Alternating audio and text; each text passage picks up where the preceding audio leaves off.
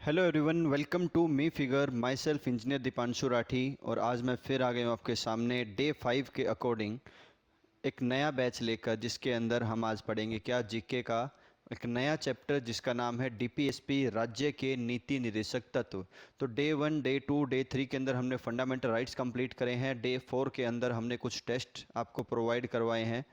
अगर कुछ लेट हो गए तो शायद आपको प्रोवाइड हो गए थे अच्छे से विद एक्सप्लेनेशन, इंग्लिश और हिंदी बोथ बाइलिंगुअल मीडियम में। तो चलिए अब हम आज शुरुआत करते हैं डे 5 की, और डे 5 की ये क्लास रहने वाली है जीके की। चलिए आज और हम कोशिश करेंगे सिर्फ एक ही क्लास रखें, और आगे से दो दो क्लास जीके की रहने वाली है आप सबकी, जल्दी से जल्दी अच्छे से सिलेबस को कवर कराने के लिए।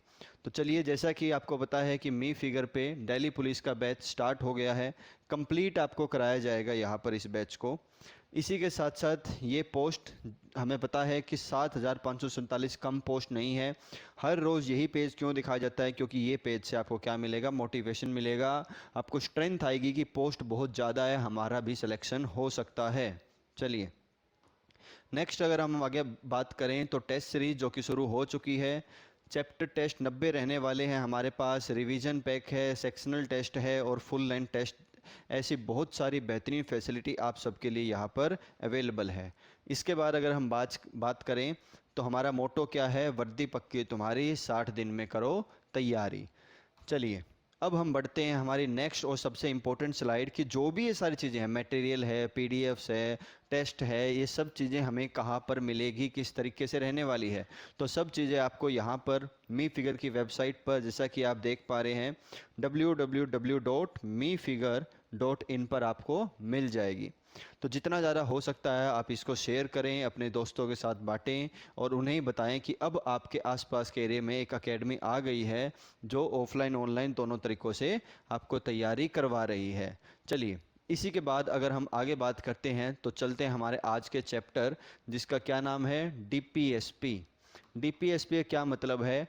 Directive principle of state policy. क्या मतलब है? Directive principle of state policy, राज्य के नीति निर्देशक तत्व। मतलब निर्देशक तत्व, निर्देशक कौन होता है? डायरेक्टर। तो राज्य को, यानी कि हमारे देश को, हमारे देश की सरकार को कैसे काम करना चाहिए, क्या रिस्पॉन्सिबिलिटी है, वो सब बातें यहाँ पर लिखी गई हैं।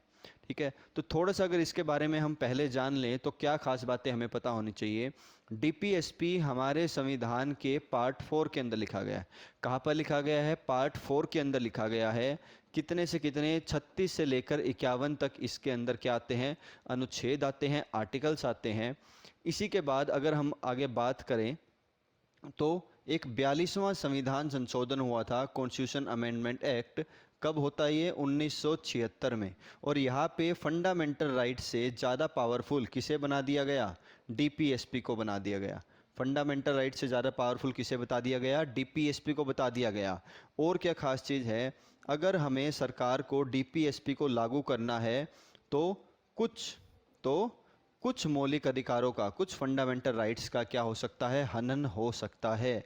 तो ये सारी वो काम की बातें हैं जो आपको पता होनी चाहिए यहाँ पर।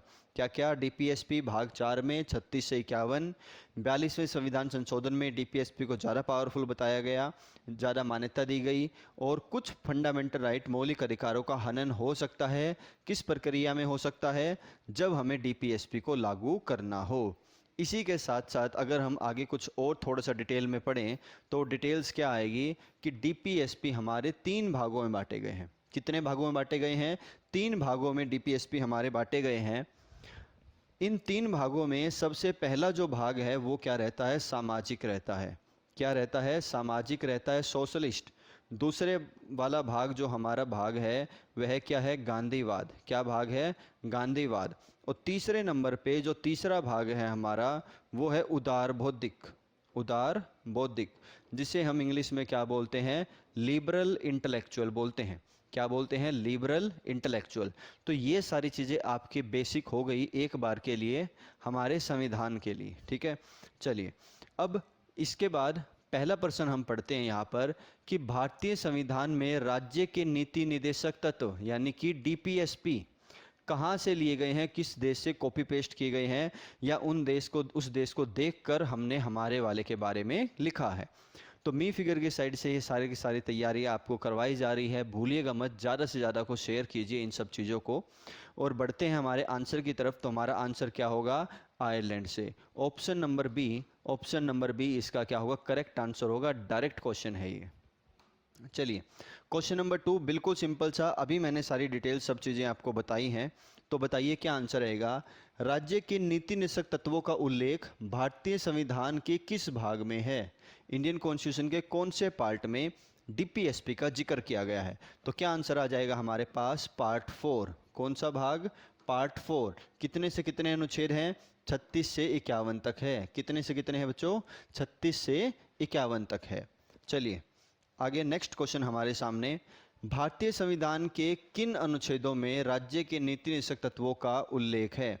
कहाँ कहाँ पर इनका प्रयोग किया गया है? तो क्या आंसर आएगा हमारा? 36 से 51। कितना? 36 से 51। ऑप्शन नंबर सी यहाँ पर इसका क्या रहने वाला है? करेक्ट आंसर रहने वाला है। चलिए नेक्स्ट आपके सामने एक और क्वेश्चन है, बड़ा ही बढ़िया क्वेश्चन है, जल्दी से आंसर दीजिए। देखिए क्या पूछा गया।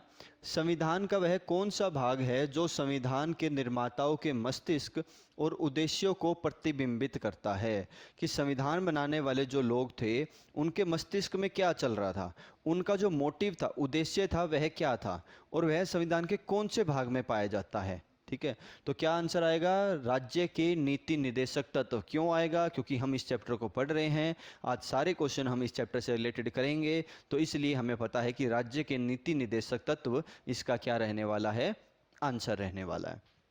और एक खास बात अगर हम बात करें तो सामाजिक जो व्यवस्था है, सामाजिक जो न्याय मिलता है, वो न्याय कहाँ पर मिलता है? वो न्याय मिलता है आपको डीपीएसपी के अंदर। इसीलिए ये खास बात है कि संविधान के निर्माताओं ने अपनी पूरी जान, अपना पूरा मस्तिष्क, ज़्यादा पावर किसके ऊपर लगाई? डीपीएसपी के ऊपर लगाई। क्योंकि डीपीएसपी की एक खास बात है, डीपीएसपी से क्या काम होगा? डीपीएसपी से होती है एक चीज़ जिसको इंग्लिश में बोलते हैं हम वेलफेयर सोसाइटी। क्या बोलते हैं? Welfare society. और हिंदी में अगर इसको बोलें तो हिंदी में इसको क्या बोलेंगे? कल्याणकारी राज्य। क्या बोलेंगे? कल्याणकारी राज्य की स्थापना करना, यह काम किसका है? डीपीएसपी का है। चलिए नेक्स्ट क्वेश्चन आपके सामने। राज्य के नीति निषेध तत्वों में निम्नलिखित में से किन प्रकार के सिद्धांत अंतर्निहित है? कौन से सिद्धांत यहाँ पर लिखे गए हैं? जल्दी से बता दीजिए क्या आंसर होगा। 3 प्रकार की चीज यहाँ पे लिखी गई। क्या क्या? आर्थिक, सामाजिक और प्रशासनिक। प्रशासनिक को आप राजनीतिक भी बोल सकते हैं। तो क्या आंसर आएगा हमारा? प्रस्तावना नाम के चैप्टर में हमने क्या पढ़ा था या पढ़ेंगे कि न्याय 3 प्रकार का होता है। कितने प्रकार का न्याय होता है? 3 प्रकार का। कौन कौन सा न्याय होता है हमारे पास? सामाजिक, आर्थिक और राजनीतिक। इसीलिए ऑप्शन नंबर डी हमारा क्या रहेगा? सबसे करेक्ट और सबसे उचित ऑप्शन यहाँ पर रहेगा। चलिए आगे। भारतीय संविधान में राज्य के नीति निर्देशक सिद्धांतों को शामिल करने के पीछे मुख्य उद्देश्य क्या था? कि क्या रीजन था कि हमने भारतीय संविधान में डीपीएसपी, राज्य के नीति निर्देशक तत्वों के नाम से एक चैप्टर बनाया, एक पार्ट बनाया और उसको पूरा एलेबोरेट करा? तो क्या रीजन हो सकता है? 4 ऑप्शन आपके सामने है, देखिए। और सबसे पहला ही ऑप्शन हमारा क्या होगा? करेक्ट आंसर होगा। कल्याणकारी राज्य की स्थापना करना, ये हमारे संविधान निर्माताओं की क्या थी? सबसे बड़ा उद्देश्य था और उनकी सबसे बड़ी उम्मीद थी, और उनके मस्तिष्क में यही था। तो इसीलिए ऑप्शन नंबर ए हमारा क्या आ जाएगा? करेक्ट आंसर आ जाएगा। चलिए नेक्स्ट क्वेश्चन आपके सामने है। संविधान में राज्य के नीति निर्देशक तत्वों को शामिल करने के पीछे क्या उद्देश्य है? क्या कारण है कि हमने संविधान में क्या ऐड किया है? नीति निर्देशक तत्वों को ऐड किया है। तो क्वेश्चन सेम है, दोनों ही क्वेश्चन क्या है? सेम है, लेकिन ऑप्शंस के हिसाब से हमारे आंसर क्या होते जाएंगे? बदलते जाएंगे। तो चलिए पढ़िए और बताइए कि क्या आंसर हो सकता है। 4 ऑप्शन आपके सामने, A B C D, 4 option है। तो सबसे पहले क्वेश्चन को अगर हम डिस्कस करें तो क्या बोला गया? राजनीतिक लोकतंत्र की स्थापना। दूसरे वाले में सामाजिक लोकतंत्र की स्थापना। और तीसरे वाले में क्या कर दिया? तीनों को मिक्स कर दिया। सामाजिक, आर्थिक और लोकतंत्र की क्या करनी है? स्थापना करनी है। तो लोकतंत्र तो खुद एक राजनीति का प्रकार है ना? 3 प्रकार के न्याय की मैंने बात की थी, राजनीतिक, आर्थिक और सामाजिक। तो तीनों ही चीज़ें यहाँ पे कंप्लीट हो रही है, राजनीतिक रूप से लोकतंत्र, आर्थिक रूप से आर्थिक सहायता या फिर आर्थिक रूप से न्याय, और तीसरे नंबर पे क्या है, सामाजिक। तो इसका सबसे बेस्ट आंसर क्या बनता है, ऑप्शन नंबर सी सबसे बेस्ट बनता है। और बात करते हैं अगर हम ऑप्शन नंबर डी की, तो गांधीवाद जो गांधीयन जो विचार हैं वो डीपीएसपी में पहले से ही लिखे हुए हैं, 3 अलग अलग भागों में बांटे हुए हैं। तो वहाँ पर भी सामाजिक समानता की ही मेन बात की गई है, स्वशासन की बात की गई है, पंचायत राज की। तो पंचायत राज स्वशासन की बात कहाँ पर आती है, सामाजिक रूप से, किसमें, गांधीवाद में। तो इसीलिए यहाँ पे हमारा क्या होगा, option number C, option number C हमारा करेक्ट आंसर होगा। चलिए नेक्स्ट क्वेश्चन है, निम्न में से किसने नीति निर्देशक सिद्धांतों को बैंक की सुविधा अनुसार दे उत्तर दिनांकित चेक कहा है। मतलब कि क्या हुआ कि एक ब्लैंक चेक है, डीपीएसपी क्या है, एक ब्लैंक चेक है जिसको टाइम आने पे क्या कैश में या किसी भी एसेट्स में कन्वर्ट किया जा सकता है। तो यह बात किसने बोली थी। बिल्कुल डायरेक्ट क्वेश्चन है, आपने पढ़ा हुआ है तो आप आंसर दे पाओगे, बिल्कुल दे पाओगे। और option number D, option number D यहाँ पर क्या रहेगा, करेक्ट आंसर रहेगा। ऑप्शन नंबर डी यहाँ पर क्या होगा, करेक्ट आंसर होगा। अब खास बात क्या है, प्रस्तावना के अंदर हमने एक पढ़ा था कि प्रस्तावना को क्या बोला गया था, आत्मा बोला गया था।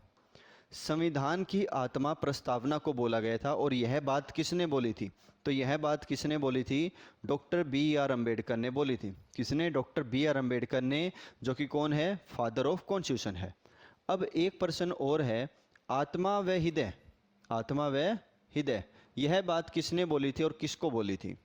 तो देखिए आत्मा व हृदय यह वचन भी किसके हैं, डॉक्टर बी आर अम्बेडकर के ही हैं। और इन्होंने किसे बोला ये बात, आर्टिकल नंबर 32 अनुच्छेद नंबर 32 को यह बात बोली गई है कि संविधान की आत्मा व हृदय कौन है, अनुच्छेद नंबर 32 है। और अगर पूछ ले जाए कि संविधान की सिंपल आत्मा कौन है, तो क्या आ जाएगा, प्रियम्बल, प्रियम्बल। और हिंदी में क्या बोला जाएगा, प्रस्तावना। ये हमारा क्या होगा, करेक्ट आंसर होगा। चलिए नेक्स्ट क्वेश्चन आपके सामने है, दोबारा से आ गया। अभी मैंने इसकी एक्सप्लेनेशन जो थ्योरेटिकल फॉर्मेट में बताई थी आपको क्लास के शुरू होते ही। जल्दी से आंसर दे दीजिए, बताइए कि क्या होने वाला है।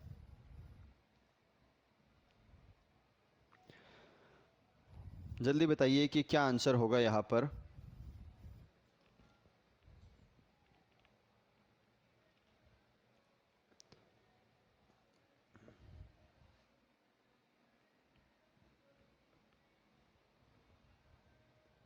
तो देखिए क्या आंसर होने वाला है, 42वां संविधान संशोधन 1976। 42वां संविधान संशोधन 1976 हमारा क्या रहेगा, करेक्ट आंसर रहेगा। स्टार्टिंग में जब चैप्टर स्टार्ट होते ही थ्योरी बताई थी थोड़ी सी, उसके अंदर मैंने आपको हिंट दिया था, बताया था कि 42वां संविधान संशोधन अधिनियम 1976 जो हुआ था वह क्या था कि फंडामेंटल राइट से ज़्यादा पावर किसको दे दी गई, डीपीएसपी को दी गई। और पावर की बात नहीं होती यहाँ पे, बात है महत्व की कि किसको ज़्यादा महत्व दिया गया। ठीक है, महत्व कह लीजिए या प्रभावशाली बनाया गया। तो महत्व की बात हो गई, तो ज़्यादा महत्व किस चीज़ का होगा, डीपीएसपी का होगा। इसी रीजन से कभी कभार कुछ सरकारी पॉलिसी कल्याण के तहत जो कार्य किए गए वहाँ पर कुछ फंडामेंटल राइट का, देखिए सभी का नहीं कह रहा मैं, कुछ फंडामेंटल राइट्स का क्या हो सकता है, हनन हो सकता है। क्या हो सकता है, हनन हो सकता है। चलिए नेक्स्ट क्वेश्चन आपके सामने, भारतीय संविधान का कौन सा अंग समाजवादी व्यवस्था स्थापित करने की प्रेरणा देता है। किसका पूछा गया, भारतीय संविधान का। तो भारतीय संविधान का कौन सा अंग है जो समाजवाद के फेवर में बोलता है, समाज के बारे में ज़्यादा सोचता है। तो कौन सा अंग है, राज्य का नीति निदेशक तत्व, option number C, option number C यहां पर क्या रहेगा, करेक्ट आंसर होगा। नेक्स्ट आपके सामने, संविधान में कल्याणकारी राज्य का आदेश दिया जाता है। संविधान में आदेश दिया जाता है कि भाई कल्याणकारी राज्य की स्थापना करो जहां पे ज्यादा से ज्यादा लोगों का कल्याण हो। तो कहां बोली गई होगी बात, सेम ऑप्शन नंबर सी, कहां पर, राज्य के नीति निर्देशक तत्वों पर, नीति निर्देशक तत्वों पर। नेक्स्ट, नीति निर्देशक सिद्धांत क्या है, ये चीज़ मैंने आपको अभी नहीं बताई है, लास्ट क्लास में मैं आपको इसे बता चुका हूं कि नीति निर्देशक सिद्धांत क्या होते हैं। तो बताइए क्या आंसर आएगा, 10 सेकंड का टाइम आपको दिया जा रहा है, रिकॉल कर लीजिए अपने माइंड में कि क्या यहाँ पर इसका करेक्ट आंसर हो सकता है। 3 चीज़ों की कंपेरिजन करके मैंने आपको यह आंसर बताया था, फंडामेंटल राइट, डीपीएसपी और फंडामेंटल ड्यूटीज, मौलिक कर्तव्य।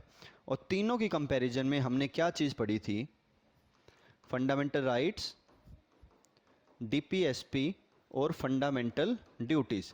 तीनों की कंपैरिजन में हमने क्या चीज पढ़ी थी कि फंडामेंटल राइट क्या होते हैं, जस्टिसिएबल होते हैं। क्या होते हैं, जस्टिसिएबल होते हैं। डीपीएसपी जस्टिसिएबल नहीं है, फंडामेंटल ड्यूटीज भी जस्टिसिएबल नहीं है। मतलब कि अगर आपको इनका फ़ायदा नहीं पहुंचा, इनके जो पॉलिसी है उसके अंतर्गत आप नहीं आते हो, तो आप कोर्ट में जाकर केस नहीं कर सकते। यह बात किस में आती है, डीपीएसपी और फंडामेंटल ड्यूटीज़ में आती है। तो इसीलिए डीपीएसपी और फंडामेंटल ड्यूटीज़ क्या है, नॉन जस्टिसिएबल है।